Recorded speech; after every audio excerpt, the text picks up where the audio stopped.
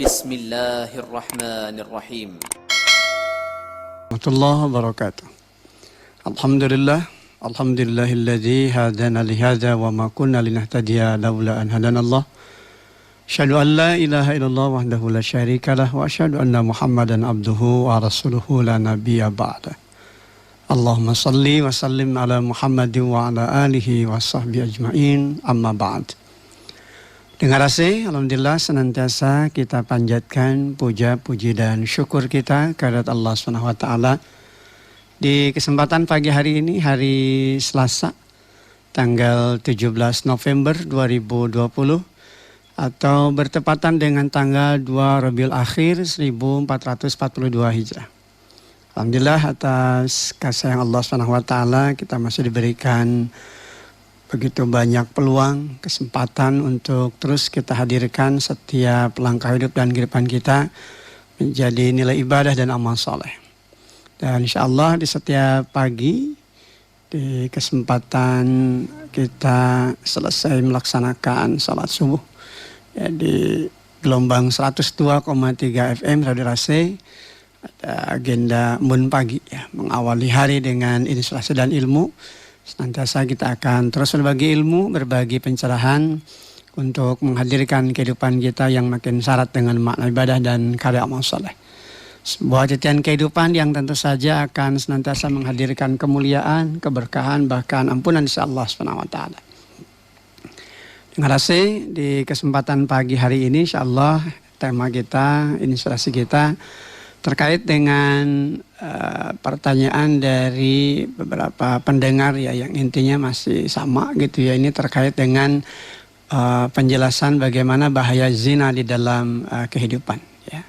Bahaya zina di dalam kehidupan. Kalau kita buka surah Bani Israil, ya, surah yang ke-17, ya, di ayat yang ke-32 kita menemukan ayat yang tentu saja ini sangat relevan untuk kita bahas, untuk kita kupas.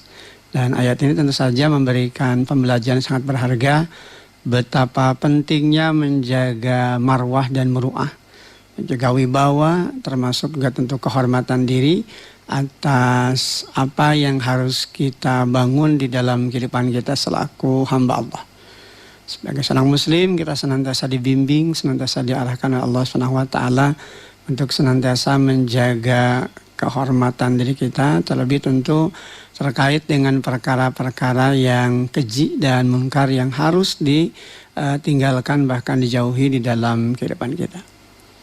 Di ayat ke-32 di surah Bani Israil, Allah SWT berfirman, A'udzubillahi minasyaitonirrajim, wala taqrabuz zina innahu kana fahisyatan wa sa'a sabila.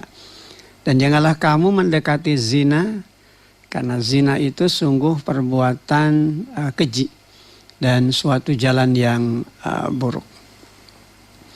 Dengar asih, melalui tuntunan Al-Quran dan sunnah Rasulnya, setiap pribadi muslim senantiasa dibimbing, senantiasa diarahkan oleh Allah SWT pada jalan hidup yang lurus, yang mengantarkannya pada derajat kemuliaan dan keberkahan di sepanjang hidup dan kehidupannya.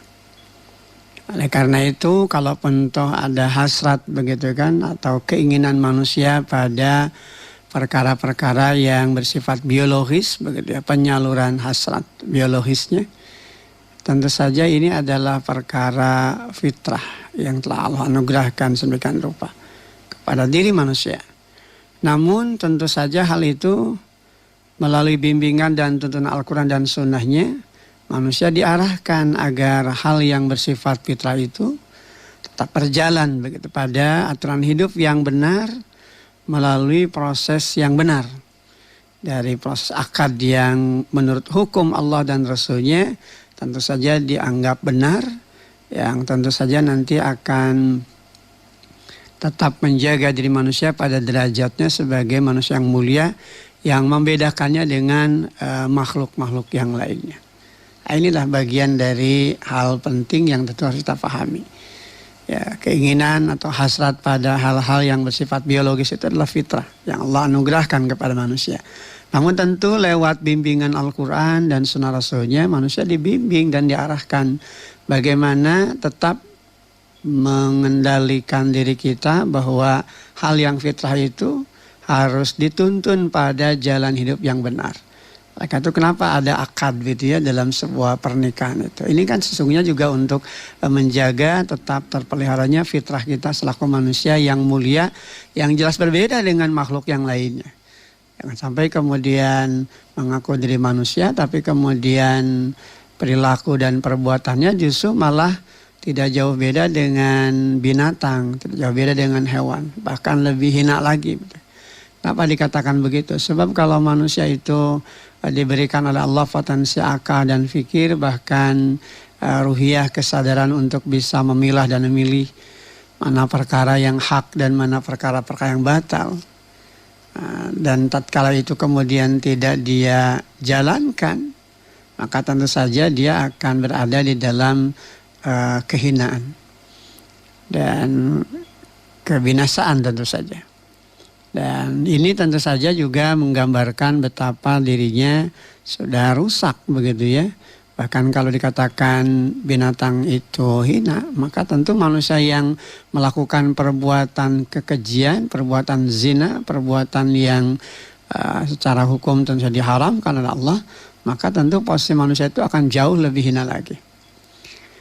Dengar perbuatan zina dengan segala perkara yang ada di dalamnya diterangkan oleh Allah SWT di dalam Al-Quran dalam kategori ya perbuatan keji dan tingkatan di antara dosa-dosa besar yang harus dijauhi bahkan ditinggalkan di dalam kehidupan. Nah, ini kembali kepada aspek diri manusia sendiri begitu kan, agar diri manusia tetap terjaga dengan derajatnya sebagai manusia mulia yang berbeda dengan hewan serta makhluk-makhluk ciptaan Allah yang lainnya. Yang jelas-jelas tentu saja harus berbeda. Nah, kalau kita kembali kepada apa yang Allah firmankan di dalam Al-Quran begitu ya, surah Bani Israil 32 tadi. Wala taqrabuz zina innahu kana fahisyatan wa sa'a sabila. Dan janganlah kamu mendekati zina, karena zina itu sungguh suatu perbuatan keji dan suatu jalan yang buruk. Ini memberikan pemahaman kepada kita bahwa mendekatinya saja sudah tidak boleh begitu ya, karena itu nanti akan mengantarkan kepada perbuatan keji, apalagi melakukannya. Oleh karena itu kalimat wala taqrabuz zina, jangan kamu mendekati zina, ini adalah salah satu sikap preventif, dia pencegahan. Sebelum terjadi, maka jauhi, tinggalkan dan perhatikan apa saja yang nanti akan bisa menjadi perkara-perkara yang bisa mendekatkan diri pada perbuatan zina. Kenapa? Karena memang ada perkara-perkara yang nanti bisa menjadi awal terjadinya perbuatan zina, maka jauhi, tinggalkan, gitu kan. Jadi bila mendekatinya saja sudah tidak boleh, pendengar saya, apalagi melakukannya, ya kan? Dan Allah SWT menggariskan di ayat ini dengan kalimat innahu kana fahisyah. Ya. Jadi zina itu sungguh suatu perbuatan keji, wasa asabila dan suatu jalan yang buruk. Perbuatan keji yang menandakan bahwa perbuatan tersebut adalah perbuatan yang tidak pantas begitu, yang tidak selayaknya dilakukan manusia. Maka bila ia terjebak di dalam perbuatan zina, berarti ia telah berada pada jalan hidup yang buruk, yang menempatkannya seperti binatang yang hina, bahkan tentu saja jauh lebih hina lagi. Ya kan? Manusia diberikan potensi akal dan fikir, sementara hewan tidak. Ya, manusia bisa milah dan milih mana perkara hak, mana perkara batil, sementara hewan tidak. Kalaupun toh hewan memiliki insting gariza, maka tentu instingnya itu tentu saja tetap saja mengarah kepada hal-hal yang tidak sebagaimana manusia, di mana oleh Allah SWT manusia diberikan bimbingan, tuntunan begitu kan. Bagaimana Pondasi akal dan fikir ini membedakannya dengan makhluk yang lainnya. Terlebih tentu adanya pondasi ruhiyah dari kesadaran agama. Sehingga ini harus bisa menjadi tali kendali, kata kunci begitu ya. Sehingga kalau kemudian sudah terjadi kehidupan yang disebutkan dengan istilah permissive society, begitu masyarakat serba boleh, yang kemudian menyeret manusia pada perbuatan serba boleh, bertindak serba boleh begitu kan. Lepas aturan, lepas tali kendali, maka akibatnya terjadilah kerusakan, bahkan dampak-dampak buruk yang lainnya. Nah, kenapa Allah SWT juga di ayat ke-32 surah Bani Israil itu di penghujung ayat menyatakan wasa asabila, dan suatu jalan yang buruk. Karena jalan hidup dari perbuatan zina itu akan merusak tatanan kehidupan bukan hanya kepada pribadinya tapi kepada yang lainnya. Kalau bicara tentang keturunan atau nasab ya jadi rusak begitu ya.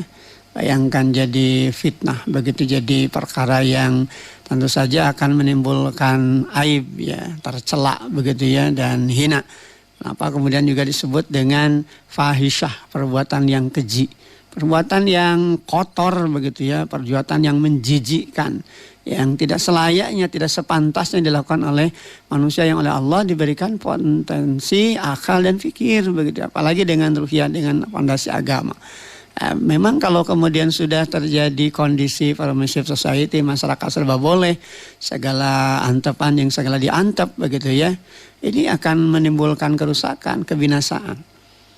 Oleh karena itu Islam mengajarkan adanya konsep tawasobil haq wa tawasobil sabar, saling mengingatkan, saling mewasiatkan di dalam kebenaran dan kesabaran. Sebagaimana juga harus saling tolong menolong di dalam kebajikan dan takwa, bukan tolong-menolong dalam perbuatan keji ya, dan perbuatan dosa. Jadi jangan sampai kemudian hal ini dianggap sebagai perkara yang biasa, tapi justru ini adalah perkara yang keji, perkara yang menjijikkan gitu kan. Nah, pendengar AC, kalau kita perhatikan ya aspek pergaulan itu kan yang terjadi saat sekarang ini kan memang sangat miris ya. Nah, pergaulan bebas ini kan sebagai dampak rendahnya penguatan sendi-sendi agama di dalam kehidupan. Sebab kalau fondasi agama itu kuat dan kemudian diterapkan, dipraktekkan di dalam kehidupan setiap pribadi muslim, ya tadi perkara seperti itu akan dijauhi bahkan ditinggalkan. Ya, jangankan mendekatinya, betul kan? Jangankan melakukannya, mendekatinya saja sudah tidak boleh, sehingga perkara-perkara seperti itu tentu akan dihindarkan. Nah, ini kalimat wala taqrabuz zina, dan janganlah kamu mendekati zina. Ini mengandung didikan preventif, gitu, pencegahan. Jadi sebelum terjadi zina berarti harus ada hal-hal yang harus dicegah. Jangan sampai kemudian sudah terjadi baru menyesali. Kalau sudah terjadi baru kemudian sibuk ya mencari solusi. Karena Islam itu ajaran yang tentu saja memberikan tarbiyah ruhiyah ya, pendidikan ruhiyah yang kemudian dilandaskan kepada hal-hal yang sangat luar biasa. Sebelum terjadi perkara-perkara yang buruk, sebelum terjadi perkara yang keji dari apa yang nanti akan mengundang azab Allah, maka tentu diberikan bimbingan, tuntunan dan arahan apa yang seharusnya dilakukan. Ya kan? Oleh karena itu rendah dan lemahnya kesadaran terkait dengan agama ini memang bisa menjadi kata kunci terjadinya perbuatan keji ya. Terlebih tentu para orang tua ini harus diwaspadai begitu ya. Karena bagaimanapun tentu fungsi dan peran keluarga, terutama fungsi dan peran kepala keluarga, seorang ayah sebagai imam ini sangat penting artinya di dalam pendidikan. Tapi kalau kemudian kata orang Sunda, bapak ibu nges antepan begitu ya, api lain begitu ya, kan malah nges galadei gitu kan, bisa jaga dirinya. Ini kalau kemudian tidak terus diingatkan, kemudian dikuatkan terus dengan fondasi agama, apalagi dengan sikap yang tegas para orang tua gitu kan, ini akan melemahkan. Ya, dan itu nanti akibatnya tentu bakal buruk bagi dirinya. Tentu saja ini akan menjadi gambaran betapa lemahnya begitu ya peran dan fungsi orang tua di dalam menjaga sampai kemudian terjadi perzinahan. Nauzubillah min dzalik. Ini kan tentu dosa yang sangat besar bagi para orang tua ketika ada pembiaran. Jadi kalau kemudian sebagai orang tua kita memang ya istilahnya kudu cerewet begitu ya, terus mengingatkan, dan kemudian kalau ada hal-hal yang nanti bisa mengundang terjadinya perbuatan zina, maka tentu harus diantisipasi dari awal gitu kan. Apalagi hal-hal yang kemudian nanti memang bisa mengundang terjadinya perzinahan. Oleh karena itu tadi ya kembali kepada sikap para orang tua. Ketika sudah acuh begitu ya, kata orang sudah maapi lain ya, antepan begitu ya kan, ada geus gede ieu gitu kan. Dan justru dengan kondisi fisik yang sudah dewasa ini, tanggung jawabnya juga harus diperbesar lagi begitu ya. Oleh karena itu sekali lagi di dalam Islam ini betul-betul diperhatikan begitu ya, hal-hal yang buruk sebelum terjadi maka ada preventif, ada pencegahan. Wala taqrabuz zina, dan janganlah kamu mendekati zina. Innahu kana fahisyah. Karena zina itu sungguh satu perbuatan keji. Wasa asabila, dan satu jalan yang buruk begitu ya. Jadi perbuatan keji yang mendatangkan penyakit, kemudian merusak keturunan, jalan buruk yang juga menyebabkan pelakunya disiksa di dalam neraka begitu kan. Itu kenapa kemudian Islam juga menjelaskan hukuman yang sangat berat bagi pelaku zina. Ya, tentu saja bukan bentuk kekejaman, tapi ini sebagai sanksi yang berat sehingga orang berpikir 1000 kali untuk melakukan perzinahan. Di sini sebetulnya indahnya hukum Allah, kan? Yang kemudian kalau betul-betul diterapkan itu tidak akan terjadi. Orang akan berpikir 1000 kali, begitu ya, sehingga sanksinya berat, begitu kan? Ada penguatan agama ini penting ya dilakukan. Oleh karena itu di dalam Islam itu kan hal-hal terkait dengan pendidikan yang nanti mengarah kepada kematangan secara biologis itu dilakukan sejak awal, begitu ya. Dari mulai ketika seorang anak itu tidak boleh masuk ke kamar orang tua dalam 3 waktu, ya kan, dalam surat An-Nur kan dijelaskan itu. Waktu-waktu itu yang memang nanti bisa menjadi sebab begitu ya, seorang anak yang belum waktunya melihat perkara-perkara yang tidak semestinya dilihat, ya kan. Nah, ini kan sangat luar biasa bila jalan Islam memberikan penjelasan seperti ini. Jangan sampai kemudian anak ini masuk ke kamar orang tuanya bebas begitu ya, laresup cek orang Sunda gitu kan. Sebab ini kan juga akan menjadi bentuk pendidikan agar anak itu tidak sembarangan masuk ke kamar orang tua, di mana kamar orang tua itu harus bersifat privasi begitu ya, pribadi begitu ya. Sehingga bukan berarti saklek, karena memang inilah memang bagian dari tugas fungsi peran orang tua mendidik agar hal-hal yang nanti akan bisa menimbulkan perkara hina ya, perkara tercela ketika salah anak terus melihat hal-hal yang buruk yang biasa dilihatnya, nanti kan akan merekam begitu kan, dan kemudian nanti juga akan berpengaruh buruk di dalam perkembangan kematangan jiwa dan dirinya. Sehingga ya kalau kemudian banyak terjadi perbuatan zina, salah satu diantaranya ini kan yang diingatkan, disyariatkan Allah dalam Al-Quran. Ada 3 waktu yang dilanggar, betul kan? Yang kemudian orang tua tidak memberikan perhatian, bahkan kemudian tidak memberikan teguran kepada anak. Oleh karena itu ini yang namanya keberadaan tempat tidur bagi orang tua ini juga tentu betul-betul diperhatikan dalam Islam itu. Jadi jangan sampai kemudian bebas dimasuk oleh anak. Apalagi tentu ada waktu-waktu tertentu di mana anak bahkan tidak boleh masuk di dalamnya, ya kan? Jadi waktu selepas Isya, kemudian selepas subuh dan selepas zuhur, itu kan di waktu-waktu yang dimana memang ini harus betul-betul dijaga. Ya, ada apa itu semua? Ya tentu saja sejak awal Al-Quran sudah mengisyaratkan sebagai bentuk tarbiyah, pendidikan yang hebat begitu ya, maka akan selamat mereka-mereka manakala mengikutinya, tapi akan celaka, rugi, hina dan binasa manakala abai terhadap perkara-perkara tersebut begitu kan. Demikian juga penguatan fungsi-fungsi yang lainnya, bagaimana seorang anak tidak boleh tidur dalam satu selimut begitu kan, walaupun katakanlah dia laki-laki dengan laki-laki atau perempuan dengan perempuan. So, nanti akan menimbulkan penyimpangan-penyimpangan di dalam kehidupan biologis seorang anak di kelak kemudian hari. Jadi jauh sebelum terjadi diingatkan, gitu kan. Terlebih tentu saja juga ketika sudah berbeda jenis kelamin, tentu saja ketika itu disatukan, digebregen begitu, itu kan akan membahayakan begitu kan. Jadi betapa luar biasanya begitu ya, Islam itu memberikan bimbingan, didikan, arahan agar hal-hal yang akan mengarah pada perbuatan zina ini diperhatikan betul ya, diantisipasi begitu, sehingga ada preventif pencegahan tadi. Sehingga kalau kita kembali baca ayat yang sangat singkat ini, tapi ternyata maknanya luar biasa. Itu kan wala taqrabuz zina innahu kana fahisyah wa sa'a sabila. Dan janganlah kamu mendekati zina. Karena zina itu sungguh satu perbuatan keji dan satu jalan yang buruk.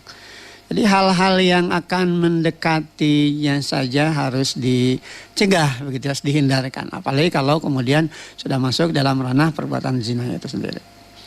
Nah,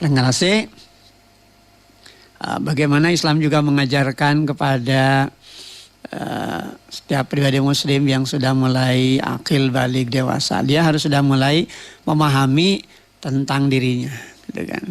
Seorang anak perempuan bahkan diingatkan untuk menjaga auratnya, ya, yang boleh terbuka, yang boleh terlihat itu kan hanya dua hal saja, wajhun wa kafun, ya, wajah dan telapak tangan. Selebihnya dia harus menutup, ya. Jadi ini yang disebut dengan bagaimana menjaga muruah, kehormatan diri, bahkan marwah, kewibawaannya. Ya, tentu ini diawali dari peran fungsi para orang tua, ya. Ya, tidak ada bedanya sebetulnya baik untuk anak laki-laki maupun anak perempuan. Ya, kudu dijaga. Ini kan juga nanti menyangkut nasab, ya, keturunan. Kalau sudah rusak nasab, itu nanti tercoreng semuanya. Apalagi kalau kemudian masyarakat tahu. Sehingga tadi bagaimana pembenahan akidah dan akhlak yang kuat di dalam Islam ini memang betul-betul menjadi kata kunci. Generasi demikian juga tayangan-tayangan itu kan yang akan dapat merusak pikiran dan jiwa. Ini bisa merusak, ya, sehingga ini juga harus betul-betul diperhatikan. Demikian halnya juga kenapa Islam menggariskan nikah, gitu kan? Nah ini, karena memang menikah itu adalah solusi untuk menjaga marwah, wibawa dan muruah, kehormatan diri. Ya, sehingga kalau sudah waktunya untuk dinikahkan, ya jangan dinanti-nanti. Jangan kemudian karena alasan lebih kepada kecenderungan materi begitu, ya, kemudian membiarkan anak itu larut di dalam perbuatan dosanya. Kalau sudah waktunya nikahkan. Dan ini kan tentu saja juga kembali kepada tanggung jawab dari fungsi dan peran para orang tua. Jangan sampai kemudian merasa nyaman ketika anak itu pergi berdua-duaan tanpa mahram, karena yang ketiga itu adalah setan, gitu. Jangan sampai kemudian merasa nyaman ketika anak itu kemudian pergi dengan lawan jenisnya tanpa disertai mahramnya, tanpa disertai oleh orang-orang yang bertanggung jawab untuk bisa menjaga jangan sampai nanti terjadi hal-hal yang nanti bisa terjadinya perbuatan keji dari perbuatan zina, begitu kan. Maka itu menikah itu adalah solusi untuk menjaga marwah dan muruah, gitu kan. Wibawa orang tua tetap terjaga, demikian juga kehormatan orang tua juga terjaga. Terlebih tentu saja nasab, keturunan berikutnya. Karena ini kan juga menjadi bagian penting yang harus diperhatikan. Kenapa? Sebab terlebih tentu saja di dalam kaitan menikah itu sendiri ada jalan hidup yang akan ditempuh yang tentu saja bisa tetap menjaga kefitrahan manusia pada jalan hidup yang lurus. Dia bisa menyalurkan fitrahnya, tapi tentu tatkala disalurkan fitrahnya berada pada jalan yang lurus sebagaimana yang dikehendaki oleh Allah SWT. Lebih tadi tentu saja pendidikan agama, ya, penguatan agama. Jadi kudu cerewet begitu, ya, orang tua ini dalam urusan agama. Kenapa? Karena memang beda, ya, urusan materi, urusan makan dan minum dengan urusan bagaimana memberikan bimbingan agama, bimbingan mental kepada anak. Kalau untuk urusan makan dan minum, ya cohagna mah cek orang Sunda mah teu dibejaan oge budak mah geus lapar neangan begitu kan, mencari begitu dengan instingnya. Tapi kalau untuk urusan agama ini, urusan tanggung jawab dengan kesadaran melaksanakan aturan Allah ini memang tidak semudah membalikan telapak tangan. Anak-anak kita kan kalau diperintah disuruh untuk mengerjakan sholat saja kan, kalau belum ngegorowok, maka kadangkala orang tua itu tidak beranjak anak itu dari tempat duduknya atau tempat tidurnya, gitu kan. Jadi terus pembiasaan pola itu dibangun di dalam kehidupan kita. Jadi tanggung jawabnya memang harus berkesinambungan, gitu ya. Jadi para orang tua, jadi jangan sampai membiarkan ada urusan dahareun diperhatikan, begitu kan. Tapi urusan rohaninya, mentalnya, nutrisi gizi untuk jiwanya dibiarkan, gitu kan. Ini kan bahaya gitu ya. Jadi kalau ada orang tua yang seperti ini, tentu saja ini harus betul-betul menjadi pembelajaran ya. Harus betul-betul bagaimana dia kembali merekonstruksi bahkan gitu ya dalam istilah bangunan itu. Fondasi pendidikan yang selama ini diberikan kepada anak-anak mereka. Karena pendidikan agama ini sangat penting artinya. Sebab kalau anak sudah tertanam kuat dengan keimanan, maka keimanan itu pasti akan berbanding lurus dengan ketaatan. Dan keimanan itu pasti akan berlawanan dengan kejahilan, kebodohan, kebatilan gitu ya. Jadi tidak mungkin seorang itu terjebak dalam perbuatan zina kalau dia ini berada di dalam fondasi keimanan. Karena keimanan itu jadi tali kendali. Tidak mungkin seorang itu mencuri begitu kan, kalau tatkala dia akan mencuri dia dalam keadaan iman. Dari imannya mau maling gitu kan, mau korupsi, mau manipulasi, dia punya fondasi, punya tali kendali diri yang kuat. Dia juga tidak akan minum minuman khamar begitu yang memabukkan, yang nanti akan menghilangkan akal sehatnya. Manakala sebelum dia minum khamar dia dalam keadaan iman. Ada yang terjebak di dalam perbuatan zina, kemudian mencuri, kemudian minum khamar, itu karena memang imannya sudah runtuh begitu ya, cek orang sudah marugrug gitu kan. Kalau sudah seperti itu ya apa yang bisa diharapkan gitu ya. Na'udzubillah min dzalik. Ini kan kita bisa baca pendengar di dalam hadis ya yang bersumber dari Abu Hurairah, diriwayatkan oleh Bukhari dan Muslim ya kan. An Abi Hurairah radhiyallahu anhu anna Rasulullah sallallahu alaihi wasallam qala la yazni zani hina yazni wa huwa mu'min. Ya kan, wala yashriku sariqu hina yashrik wa huwa mu'min.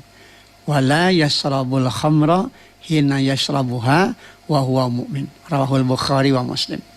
Sahabat Abi Hurairah radhiyallahu an berkata bahwa Rasulullah SAW telah bersabda, tidak akan berzina seorang pezina bila ketika dia akan berzina dia beriman. Tidak akan mencuri seorang pencuri bila ketika ia akan mencuri ia dalam keadaan beriman.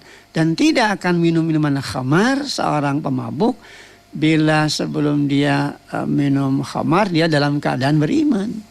Jadi iman itu tali kendalinya, ya kan? Jadi tidak mungkin begitu ya, seorang yang ada dalam dirinya keimanan berzina.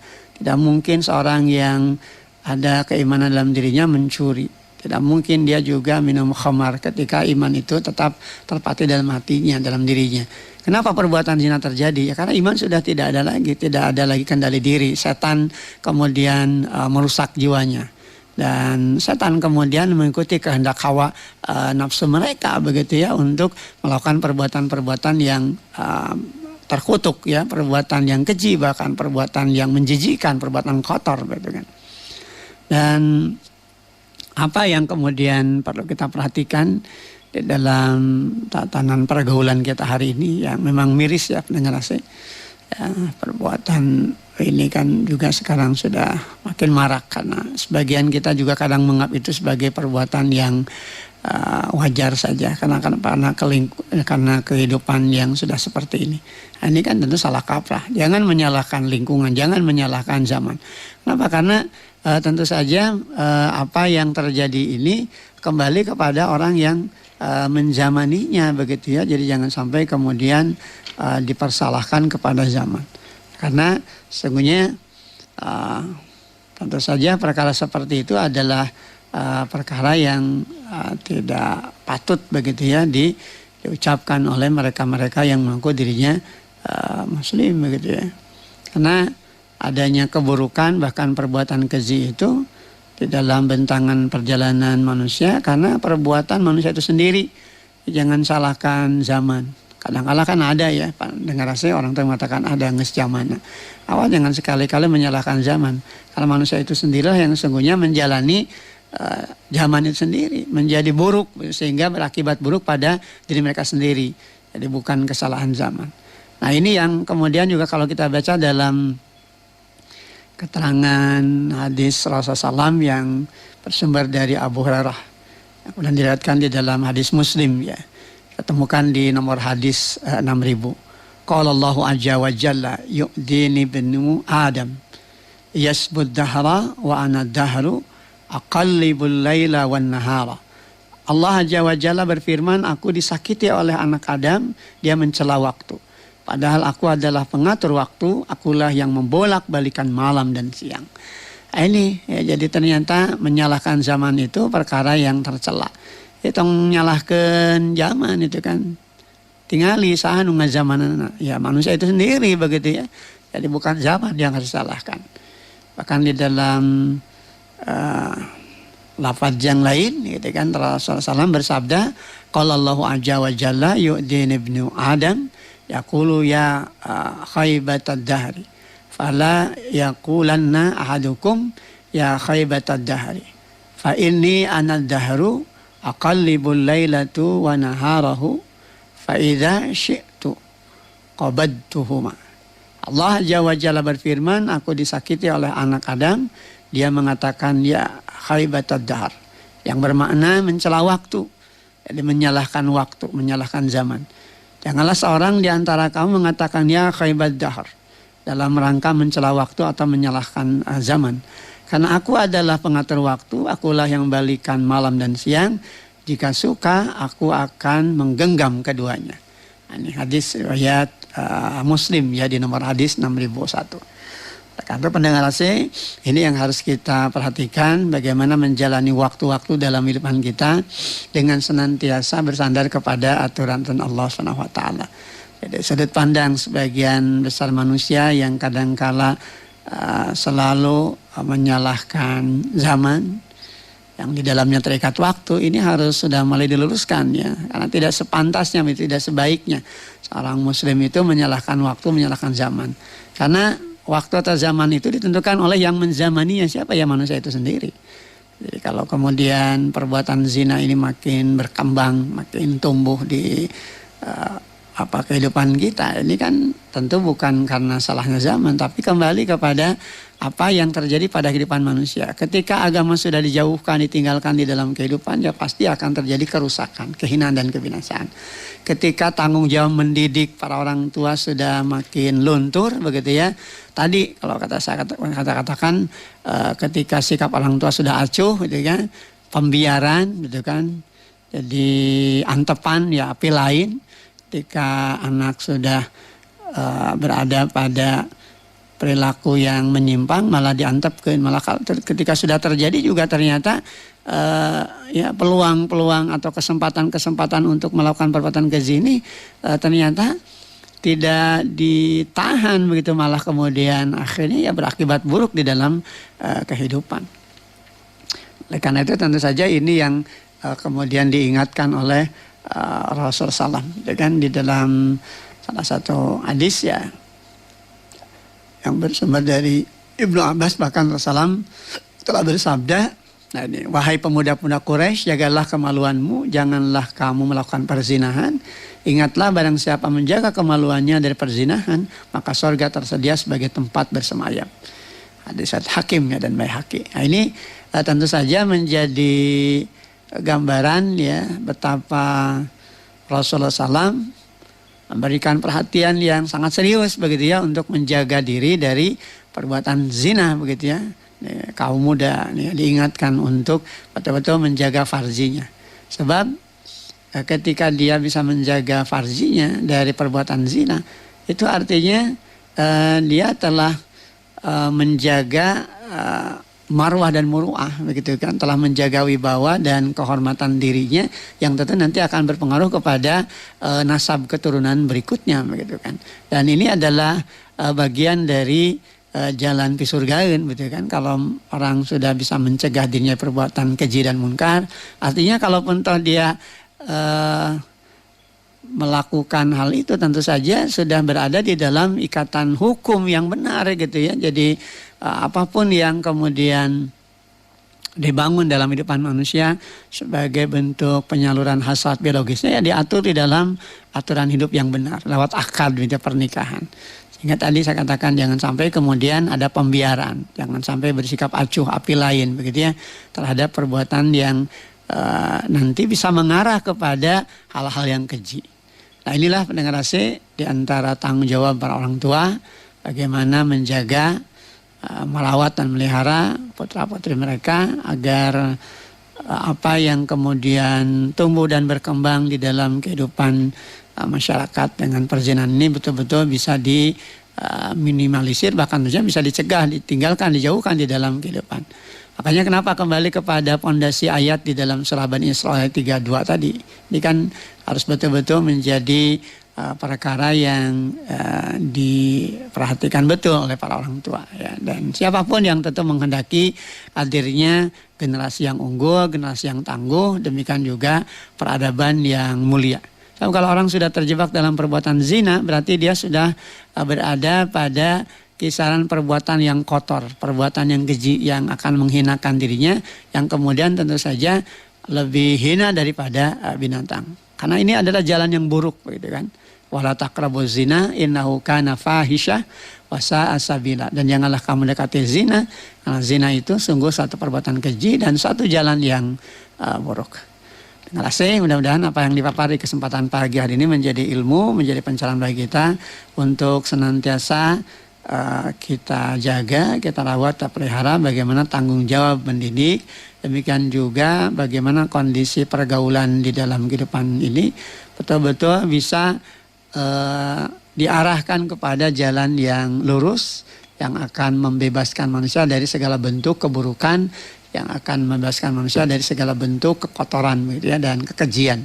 Sebab ketika ini sudah terjadi ya tentu saja ini musibah besar di dalam kehidupan ya, musibah tudin ya, musibah agama ini kan. Kalau orang juga sudah menganggap enteng dengan perbuatan dosa gitu ya, jadi tong dianggap enteng dosa teh. Apalagi kemudian kalau sudah berlanjut pada kebohongan ya, untuk apa? Untuk menutupi kebobrokan, untuk menutupi kesalahan-kesalahannya.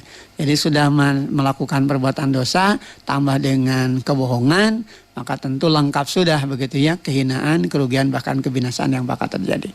Dari Allah kita harapkan taufik dan hidayahnya, mudah-mudahan kita senantiasa terus merawat, memelihara keimanan kita, dan Allah SWT senantiasa akan membenteng kita dengan keimanan dan kita tidak tergelincirkan dari keimanan. Sebab tidak ada musibah paling besar di dalam kehidupan melainkan ketika keimanan itu sudah pudar di dalam kehidupan.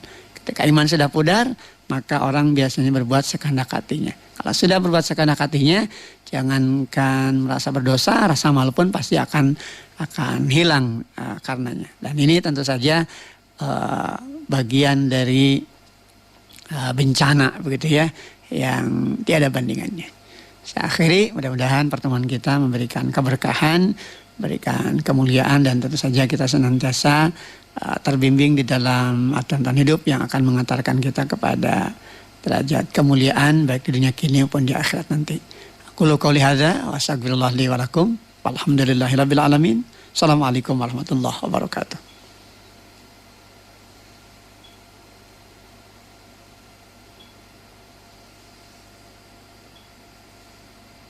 Alhamdulillah